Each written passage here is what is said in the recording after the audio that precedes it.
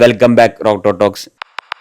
ഇന്നലത്തെ രാവിലെ വീഡിയോ ഇടാനും പറ്റിയില്ല, നേരം വൈകിട്ട് വൈകുന്നേരം ഇടാൻ പറ്റി. അതുപോലെ ഇന്നലെ രാത്രി വീഡിയോ ഇടാൻ പറ്റിയില്ല. അതിന് ഒരു കാരണമുള്ളൂ, ഏഷ്യാനെറ്റ് ഇൻ്റർനെറ്റ് വളരെ മോശം സേവനമാണ് അവരെ. കുറേ വട്ടമായി ഇത് ആവർത്തിക്കണു. ഇന്നലെ രാവിലെ 7:30 ഞാൻ വിളിച്ചു പറഞ്ഞതാണ്. എന്നിട്ട് വീണ്ടും വൈകിട്ട് 6:40 വന്നത്. അത് കഴിഞ്ഞ് വീണ്ടും നൈറ്റ് 10 മണിക്ക് പോയി. ഇതുവരെ നെറ്റ് വന്നിട്ടില്ല. അപ്പോൾ വളരെ മോശം സേവനമാണ് അവർ ചെയ്തുകൊണ്ടിരിക്കുന്നത്. അപ്പോൾ എൻ്റെ പേഴ്സണൽ കുറേ വർക്കുകളും കാര്യങ്ങളുണ്ട്, അതും ഡിലേ ആയി. നമ്മുടെ പരിപാടി നടത്തില്ല, വളരെ മോശം. അപ്പോൾ അവരെ ആൾക്കാരെ വിളിക്കുമ്പോൾ അവരെ സിമ്പിളായിട്ട് പറയണം, ഒരു വർക്കിംഗ് ഡേയിൽ നെറ്റ് കട്ട് ചെയ്ത് പോയാൽ അതിൻ്റെ ഒരു ചൂടില്ല. അവരിങ്ങനെ ഓരോ വട്ടം വിളിക്കുമ്പോൾ ഓരോരുത്തരെ പോകും. മറ്റേ നമ്മൾ ഫോണിലെ കമ്പനിക്കാരെ വിളിക്കുന്ന പോലെയാണ്. അവരെ ഹെഡിൻ്റെ നമ്പർ വിളിച്ചിട്ട് അവർ തരുന്നില്ല. അതുപോലെ നമ്മുടെ നിയറസ്റ്റ് ബ്രാഞ്ചിൻ്റെ നമ്പർ തന്നു, അവരും എടുക്കണില്ല 24 മണിക്കൂറായിട്ട്. അവരെല്ലാവരും കൂടി ടൂർ പോയേക്കാനും തോന്നുന്നു. എന്തായാലും നമുക്ക് മാച്ചിലേക്ക് വരാം. അപ്പോൾ DC 2-ാം വട്ടം തോറ്റുമല്ലേ? മികച്ച പ്രകടനം കാഴ്ചവെച്ച് മുന്നേറുന്ന DC KKR-നായിട്ട് തോറ്റിരിക്കുകയാണ് ഇന്നലെ. തീർച്ചയായിട്ടും. അപ്പം ഇന്നലെ കൊൽക്കത്ത അവര് വിജയവഴിയിലോട്ട് തിരിച്ചെത്തിയിരിക്കുകയാണ്. അവരുടെ കുറച്ച് തോൽവികളും കാര്യങ്ങൾക്കൊക്കെ ഇടയിൽ അവരുടെ ടോസ് കിട്ടി, ഡൽഹിക്കാണ് ടോസ് കിട്ടിയത്. അവര് ബോളിംഗ് തിരഞ്ഞെടുക്കായിരുന്നു. അവരുടെ ഒരു സ്ട്രോങ് സോൺ ആയിട്ടുള്ള ബോളിംഗ് തിരഞ്ഞെടുക്കായിരുന്നു. അപ്പോൾ കൊൽക്കത്തയുടെ ബാറ്റിംഗ് നമുക്ക് കുറെ മത്സരങ്ങളായിട്ട് അറിയാം. ഇത്രയും വലിയൊരു ശക്തമായ ഹിറ്റിംഗ് നിറയുണ്ടെങ്കിൽ പോലും അതിനനുസരിച്ചൊരു കളി അവരുടെ ഭാഗത്ത് നിന്ന് വന്നിട്ടുള്ള ഒരു പ്ലെയറും ആ ഒരു കോൺട്രിബ്യൂഷൻ നടത്തുന്നില്ല നല്ല രീതിക്ക്. പക്ഷെ ഇന്നലെ അതിന് വിപരീതമായിട്ട് നല്ലൊരു സ്റ്റാർട്ട് തന്നെ എനിക്ക് തോന്നുന്നു നരേനും ഗുർബാസ് ഒരു സീസണിൽ തന്നെ 1 ഓഫ് ദ ബെസ്റ്റ് സ്റ്റാർട്ടായിട്ട് മാറിയിട്ടുണ്ട്. അതിലും ചമീരേനൊക്കെ ഒരു ഓവറിൽ 10-20 റൺസിന് മുകളിലൊക്കെ അടിച്ച് ഇന്നിങ് സ്റ്റാർട്ട് ചെയ്യണത് തന്നെ 6-ലാണ്. 4 ഓവറിൽ ഏകദേശം 55 മുകളിലും അല്ലെങ്കിൽ 6 ഓവറിൽ 79 റൺസ് വരെ എത്തിക്കുന്ന ഒരു കിഡിലൻ സ്റ്റാർട്ട് തന്നെ കൊൽക്കത്തയ്ക്ക് കിട്ടിയേക്കാണ്. എനിക്ക് തോന്നുന്നു അവർക്ക് ഇത്രയും നല്ലൊരു സ്റ്റാർട്ട് ഈ സീസണിൽ തന്നെ കിട്ടിയിട്ടില്ലെന്ന് തോന്നുന്നു. ഗുർബാസ് ഔട്ടാവുന്നു, നരേൻ ഒരു ഭാഗത്ത് നിൽക്കുന്നുണ്ട്. അതുപോലെ റഹാന അദ്ദേഹം നല്ലൊരു ഇന്നിങ്സ് കളിക്കുന്നു. പിന്നീട് നരേന കൃത്യമായ ഇടവേളയിൽ വിക്കറ്റ് പോകുന്നുണ്ടായിരുന്നു. അപ്പോൾ അതുകൊണ്ട് തന്നെ ആ സ്കോർ റേറ്റ് അല്പം കുറഞ്ഞ ഒരു 10 മുകളിൽ 13 എന്നുള്ള ലെവലിൽ നിന്നൊക്കെ ഒരു 10 ചുരുങ്ങിയിരിക്കുന്ന ഒരു സ്കോർ റേറ്റ് വന്നിട്ടുണ്ടായിരുന്നു. പിന്നീട് രഘുവംശി അദ്ദേഹം മികച്ചൊരു ഇന്നിങ്സ് കാഴ്ചവെക്കുന്നു. ആസ് യൂഷ്വൽ വെങ്കടേഷ് അയ്യർ ഇന്നലെയും നിരാശപ്പെടുത്തി. എനിക്ക് തോന്നുന്നു ഋഷഭ് പന്ത് ഒരു ഭാഗത്ത് എല്ലാ കളിയാക്കലുകൾ ഏറ്റുപിടിക്കുമ്പോൾ നൈസായിട്ട് സൈഡിലൂടെ പോവാണ് വെങ്കടേഷ് അയ്യർ. 20-21 ക്വാർട്ടർ മുതലാണ്. പഠിക്കണ്ടില്ല, അവൻ ഡിഗ്രി പഠിക്കുന്നുണ്ട്. ഡിഗ്രി അല്ല, അവൻ PG ഡോക്ടറേറ്റ്. അപ്പോൾ എനിക്കൊന്ന് പുള്ളിക്ക് അതൊന്നും കിട്ടുന്നില്ല. പക്ഷേ ഇന്റർനാഷണൽ പ്ലെയർ അല്ലാത്തതുകൊണ്ടായിരിക്കാം. അല്ല, ഋഷഭ് പന്ത് ക്യാപ്റ്റൻ എന്ന രീതിയിലും കൂടി ഉണ്ടല്ലോ. പുള്ളി ആ രീതിയിലാണ് ക്ലബിന്റെ ഫേസ് ആയിട്ട് നിൽക്കുന്നത്. പക്ഷെ വെങ്കടേഷ് അങ്ങനെ നിൽക്കണില്ലല്ലോ. ഋഷഭ് പന്തിന് ഒരുപാട് ഹേറ്റേഴ്സ് ഉണ്ടല്ലോ, നമ്മുടെ ഈ കൊച്ചു കേരനിര ഫാൻസ്.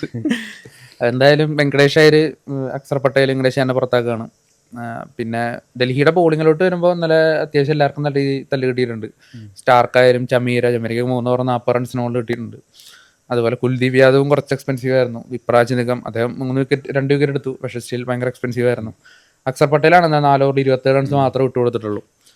അപ്പോൾ അതുകൊണ്ട് തന്നെ അവരുടെ സ്കോർ 200 മുകളിലോട്ടൊക്കെ പോയത്. എല്ലാവരും അത്യാവശ്യം എക്സ്പെൻസീവ് ആയിരുന്നു. പിന്നെ രഘുവംശി, അതുപോലെ റഹാനെ, റിങ്കു സിംഗ്, റസൽ ഇവരെല്ലാവരും ചെറിയ ചെറിയ കോൺട്രിബ്യൂഷൻസ് ഒക്കെ നടത്തി ടീം സ്കോർ 200 മുകളിലോട്ട് എത്തിക്കുകയാണ്. ഒരാളും വ്യക്തിഗതമായിട്ട് ആരും 50 മുകളിൽ റൺ സ്കോർ ചെയ്തിട്ടില്ല. സ്റ്റിൽ അവർ 200 റൺസിന് മുകളിൽ എത്തുകയാണ്. അപ്പോൾ അത് IPL ഒരു 4-5 തവണയൊക്കെ നടന്നിട്ടുള്ളൂ. ഇടയ്ക്കിടയ്ക്ക് മാത്രം നടക്കുന്നൊരു കാര്യമാണ്.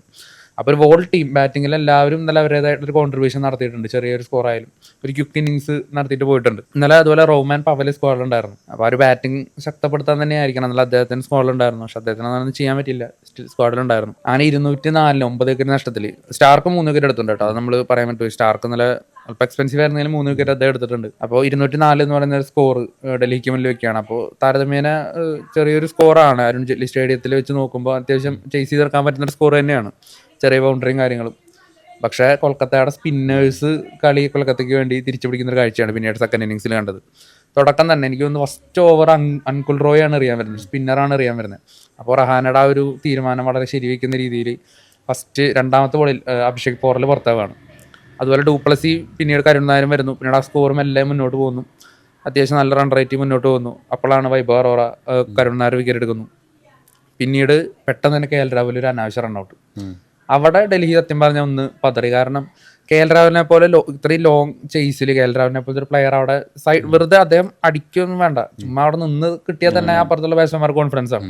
പക്ഷെ KL രാഹുൽ റണ്ണൗട്ടായപ്പോൾ സത്യം പറഞ്ഞാൽ ഡൽഹിയുടെ താളൽപ്പം തെറ്റിയിട്ടുണ്ട്.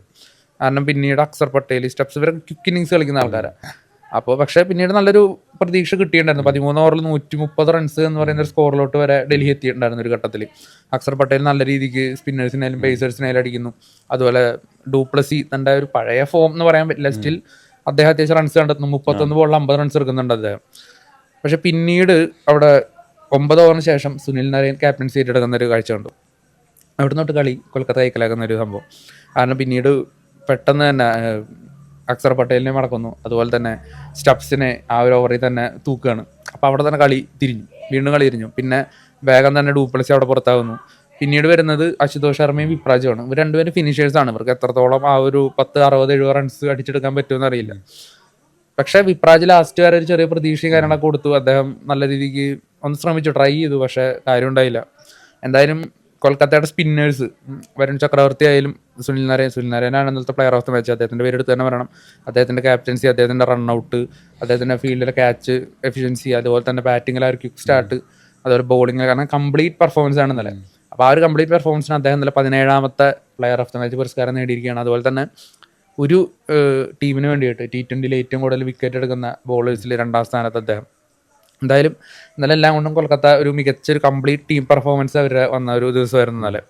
എന്തായാലും കൊൽക്കത്ത ഒരു വിജയവഴിയിലോട്ട് തിരിച്ചെത്തിയിട്ടുണ്ട്. അപ്പോൾ പക്ഷേ ഇത് പോരാ, ഇനിയും മത്സരങ്ങളുണ്ട്, ടാസ്ക് ഉണ്ട്, ഒരുപാട് ടാസ്ക് ഉണ്ട്. അപ്പോൾ ഡൽഹി ഒന്ന് പതറിയിട്ടുണ്ട്, കാരണം അവസാന 2 മത്സരങ്ങളും തോൽവി. അവരുടെ ഒരു ഇങ്ങനെ അവർ വലിയ തട്ടുകളില്ലാതെ പോയായിരുന്നു. പക്ഷേ അവരുടെ കുറേ വീക്ക് പോയിന്റ്സ് എക്സ്പോസ് ആയിട്ടുണ്ട്, അവരുടെ വൾണറബിലിറ്റീസ് എക്സ്പോസ് ആയിട്ടുണ്ട്.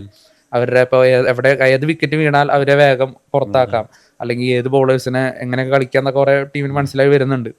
എന്തായാലും ഇനിയുള്ള മത്സരങ്ങളിൽ ഡൽഹി കുറച്ചുകൂടി കെയർഫുൾ ആയിട്ട് ഡീൽ ചെയ്തിരിക്കണം. അതുപോലെ കൊൽക്കത്ത അവരുടെ എല്ലാ സ്ട്രെങ്ത്തും ഇന്നലെ പുറത്തു വന്നിട്ടുണ്ട്. അപ്പോൾ വെങ്കടേഷ് അയ്യർ എന്ന് പറയുന്ന ഒരു പ്ലെയർ ഫോം ആയിട്ടില്ല എന്ന് ഒഴിച്ചു കഴിഞ്ഞാൽ ബാക്കി എല്ലാം സെറ്റാണ്.